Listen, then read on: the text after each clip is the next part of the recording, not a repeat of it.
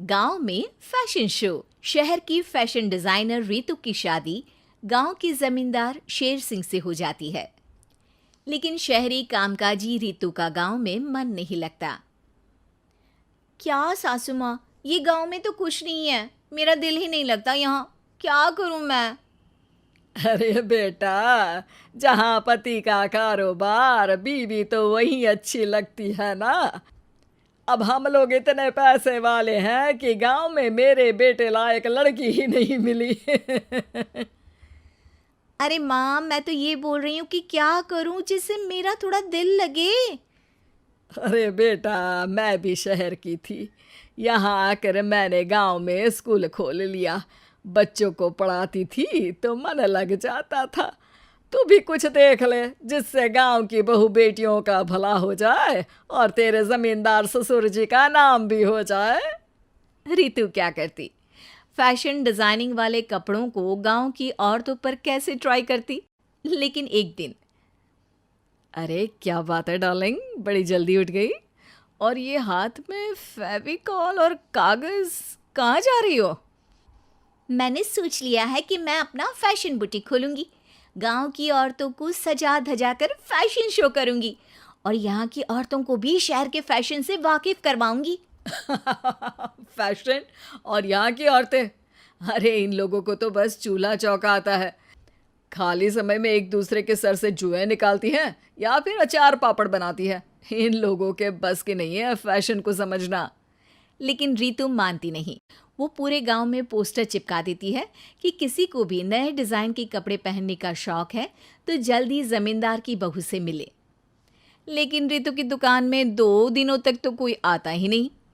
पर एक दिन, अरे कमला, क्या हुआ, क्या देख रही हो? ये पुतला देख रहा है दीदी। क्या दिख रहा है इसमें ऐसा? अब देखो तो दीदी, ये पुतला मेरे जैसा ही है ना, पतला दुबला लंबा, बस मैं काली और ये गोरा। तू ये बता, इस पुतले के कपड़े तुझे कैसे लग रहे हैं? अरे कपड़े तो बहुत ही सुंदर है दीदी, लेकिन तू ना बस कल इसी समय आ जाना और अपने जैसी 2-3 और को भी ले आना। अगले दिन कमला 2 लड़कियों को लेकर आ जाती है। रितु उन लोगों को अपने हाथ के सिले कपड़े पहनाती है और घर भेज देती है। उन लोगों को गांव की दूसरी औरतें भी देखती हैं।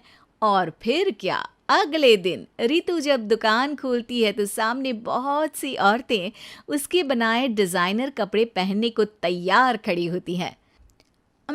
तुम लोगों को कपड़े के साथ ही हल्के मेकअप और स्किन केयर की भी क्लास देनी पड़ेगी।